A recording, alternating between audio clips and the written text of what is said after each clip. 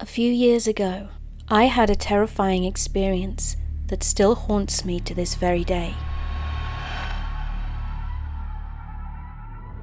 My name is Diana, and in 2018, I rented a creepy old house in the middle of nowhere.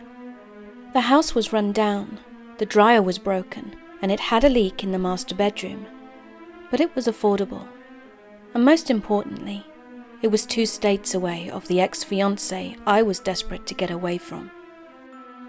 I was 23 at the time. I'd called off my engagement a few months earlier, and my ex didn't take it well. He had a history of violence and made physical threats that left me terrified. After weeks of paranoia, I cut my losses and rebooted my life. I took what I could squeeze into my SUV and moved to a new town, in a new state, for a new start. I was out furniture shopping for the rental house when I noticed a mom and pop vintage store and decided to take a look. It was the exact type of store I love. Quirky staff, a fun atmosphere, and a rack after rack of old Hollywood glamour. I spent an hour looking through their selections, then found a vintage lingerie set that I thought would perfectly complement my figure. And I was right. It looked amazing on me. I desperately wanted to splurge and buy it, but I was on a tight budget, and I didn't want to take any financial risks. Instead, I settled for a couple of changing room selfies and a promise to treat myself as soon as I found a job. On my way out, I gave the sales girl my new address so she could add me to their monthly newsletter and keep me updated on any promotions. I then spent the next few hours grocery shopping and looking for furniture. When I got home, I started unloading the groceries and noticed that one of my shirts was on the floor next to the back door. I figured it had fallen out of the basket when I took my laundry to the clothesline, so I scooped it up and went outside. When I was surprised to discover that my clothes were scattered all over the backyard. I assumed there must have been a windstorm while I was gone, but as I started gathering up my laundry, I noticed there was still something pinned to the clothesline. As I stared, I realized exactly what it was. It was the lingerie from the vintage shop. And upon seeing it, I was racked with a sickening unease. Peace of mind is one of those things most of us take for granted. We feel safe and in control, until that moment when we realize just how tenuous it all is.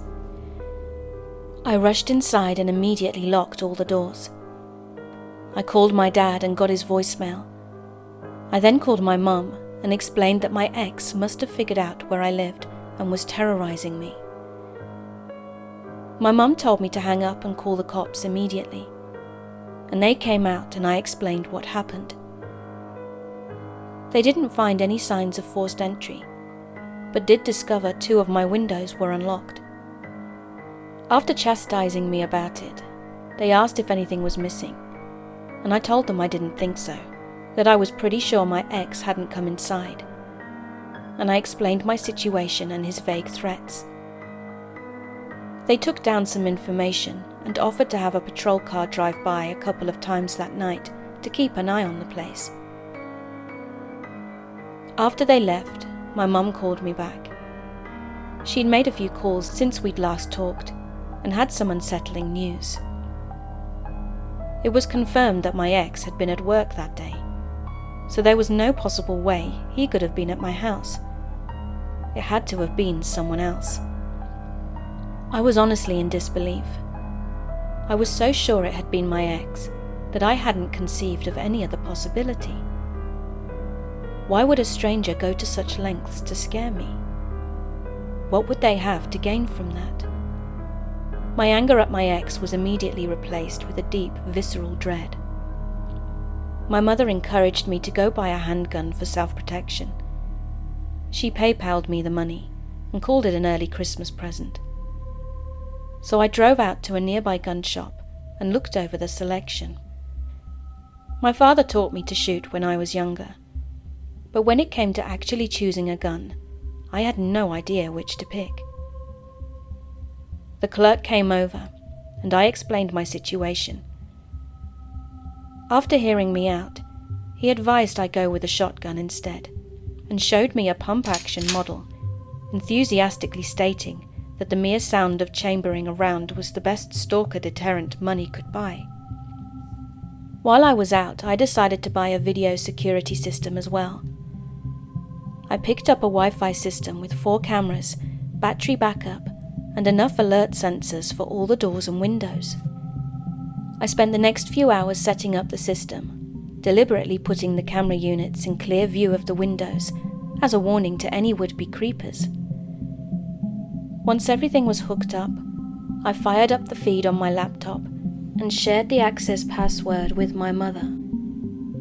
What little peace of mind the security system restored wasn't enough to let my thoughts wind down so I could sleep. I laid on a foam mattress, rolled out on the floor, replaying the events at the vintage boutique. There were other people shopping there, and at least one other employee. Any of them could have overheard me giving my address, but no one stood out as suspicious. A little after 11 p.m, my father called me after getting off of work. I gave him a quick recap of what happened, and he grew gravely quiet. He asked me if I had secured the house after coming home. I told him the cops checked the windows and doors, but not the interior. I was operating under the assumption that the intruder had never entered the house. He asked about the shirt that I found on the floor, and I told him I thought I had dropped it when carrying my laundry outside. He told me to get the shotgun, that it was better to be safe than sorry. I picked up the gun and loaded some shells, just as the clerk had shown me, and my dad instructed me to go room to room, carefully clearing the house. He'd stay on the phone and have me talk my way through it all. I started with the bedroom closet. I pushed open the door and looked inside. Closet clear. I then moved into the empty living room. My heart was racing as I looked around. Nothing but a bunch of half-unpacked cardboard boxes. I then moved towards the master bedroom. I broke into a cold sweat as I neared, imagining what might await me on the other side. Closet clear. But again, the room was clear. I then checked the bedroom closet. Master closet clear. Next was the closed door to the master bathroom. I opened the door and threw on the light. I was relieved to see it was empty. Bathroom clear. Then I moved over to the closed shower curtain and pushed it open with the barrel of the shotgun. Shower clear. I then went over to the under-sink cabinet, pulled it open, and that's when I heard it. The undeniable sounds of someone in the adjacent room. There's someone in the house. My father told me to yell out a warning, and to keep the business end of the gun pointed towards the door at chest level. I did as I was told and then racked a shell. I have a gun! Within seconds, I heard scampering, and then the back door open and slam closed.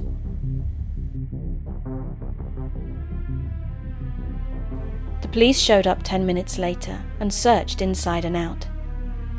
No intruder. No signs of an intruder. Nothing missing. Nothing broken. I went to my laptop and watched the footage. The playback showed me going room to room until it lost sight of me entering the bathroom. And then I watched in horror as the kitchen closet opened and out crept a man. The cameras showed him creep towards the bathroom door until he heard the racking of the shotgun. Then he rushed into the kitchen and out the back door. My father flew in on a morning flight and helped me repack my things and drove me back home. That experience, the loss of my peace of mind, it forever changed something inside of me. It's been 3 years, and to this very day, I still struggle with sleep issues, even with a heavy-duty deadbolt, even with a home security system, even with the shotgun always on my nightstand. I don't anticipate that I will ever feel safe again.